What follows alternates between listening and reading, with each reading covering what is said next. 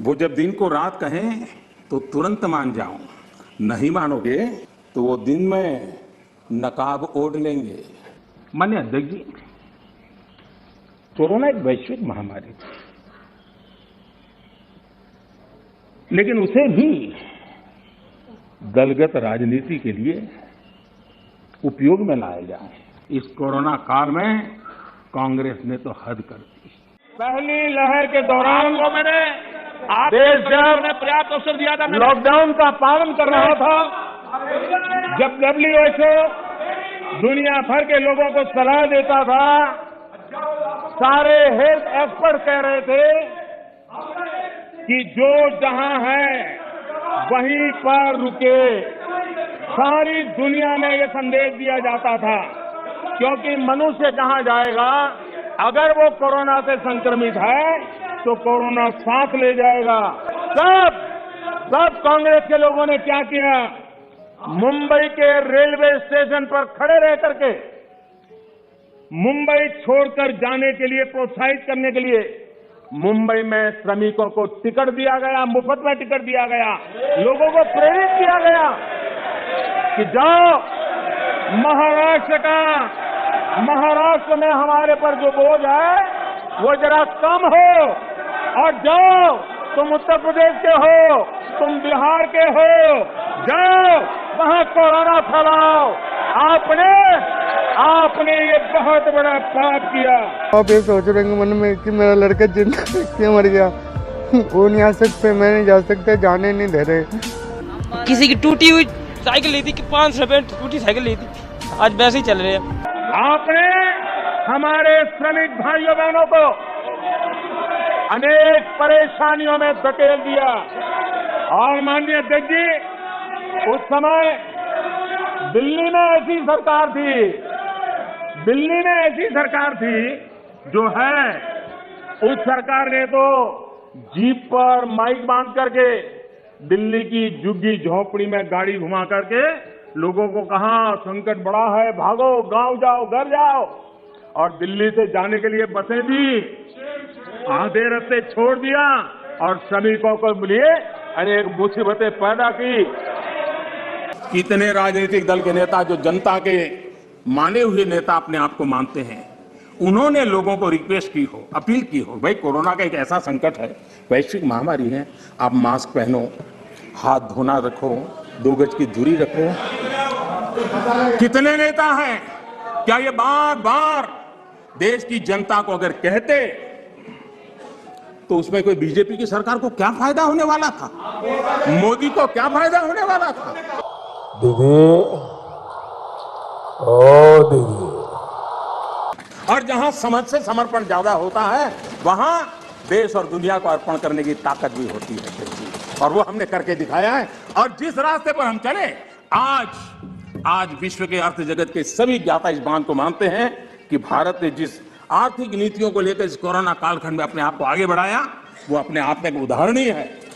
कौन हिंदुस्तानी होगा जिसको योग के लिए गर्व ना हो। आपने उसका भी मजाक उड़ाया, उसका भी विरोध किया। अच्छा होता आप लोगों को कहते भाई संकट में घर में है, ये योगा कीजिए, आपको फायदा होगा, क्या नुकसान था। अपने छोटे किसानों को संकट से बाहर निकालने के लिए बड़े फैसले लिए। मैं कभी कभी सोचता हूं, जो लोग जड़ों से कटे हुए लोग हैं, 2-2, 4-4 पीढ़ी से महलों में बैठने की आदत हो गई है, वो देश के छोटे किसानों की क्या समस्या है वो समझ ही नहीं पाए। उनके अगल बगल में जिन किसानों की उनकी पहुंच थी, उससे आगे देख नहीं पाए हैं। और मैं कभी ऐसे लोगों को पूछना चाहता हूं कि छोटे किसानों के प्रति आपकी इतनी नफरत क्यों है। अगर गरीबी से मुक्ति चाहिए तो हमें हमारे छोटे किसानों को मजबूत बनाना होगा। ग्रामीण अर्थव्यवस्था को मजबूत बनाना है तो हमारे छोटे किसानों को मजबूत बनाना होगा। मैन्युफैक्चरिंग हो या सर्विस सेक्टर हो, हर सेक्टर में हमारा उत्पादन बढ़ रहा है। उसी प्रकार से मुद्रा योजना कितनी सफल रही है, हमारी माताएं बहनें कितनी इस क्षेत्र में आई है। लाखों लोग बिना गारंटी बैंक से लोन लेकर के आज अपना स्वरोजगार की दिशा में आगे बढ़े, और खुद तो करते हैं, 1-2 लोगों को रोजगार भी देते हैं। कोई ऐसा हिंदुस्तान के लिए सोच सकता है क्या? कि मेक इन इंडिया हो ही नहीं सकता। अरे भाई, आपको तकलीफ होगी, हम आकर के करेंगे, ठीक है, ऐसा बोलो। देश को क्यों गाली देते हो जी? देश के खिलाफ क्यों बोलते हो? मेक इन इंडिया हो नहीं सकता। महंगाई देश के सामान्य मानवी से सीधा जुड़ा हुआ मुद्दा है और हमारी सरकार ने, एनडीए सरकार ने पहले दिन से सतर्क और संवेदनशील रह करके इस मसले को बारीकाई से हैंडल करने का प्रयास किया है। कांग्रेस के जहां महंगाई दर डबल डिजिट में थी, 10% से ज्यादा थी, वहीं 2014 से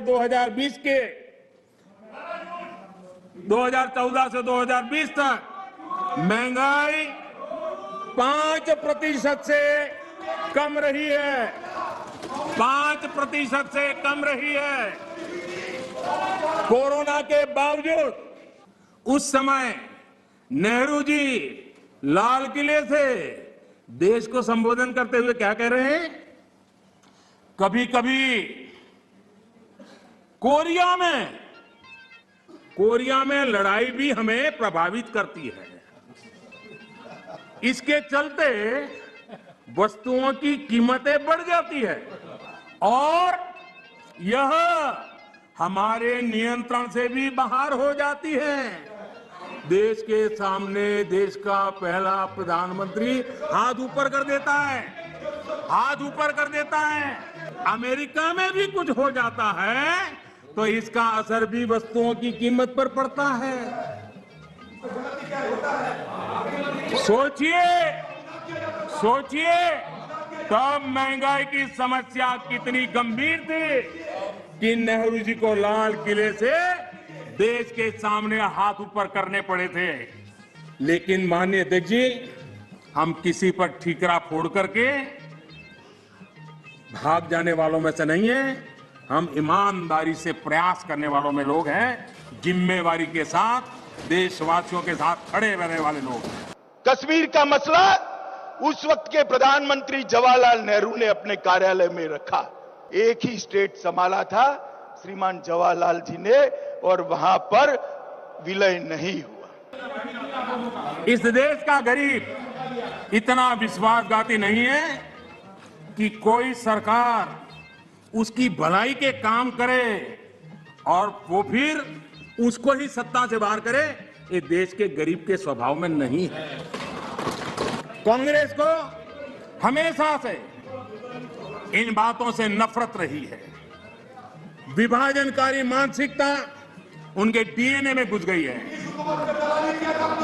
अंग्रेज चले गए लेकिन बांटो और राज करो, ये नीति कांग्रेस ने अपना चरित्र बना दिया है और इसलिए ही आज कांग्रेस टुकड़े टुकड़े गैंग की लीडर बन गई है। ये दिल्ली वालों को सोच समझ के फैसला लेना पड़ेगा। ये लोग आपके घरों में घुसेंगे, आपकी बहन बेटियों को उठाएंगे, उनको रेप करेंगे, उनको मारेंगे।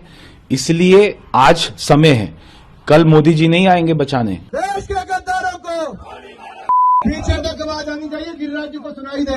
देश के गद्दारों को ये चुनाव 80 बनाम 20 का होगा। 80% समर्थन एक तरफ होगा, 20% दूसरी तरफ होगा। देश की जनता आपको पहचान गई है। कुछ लोग पहले पहचान गए, कुछ लोग देर से पहचान गए और कुछ लोग आने वाले समय में पहचानने वाले हैं।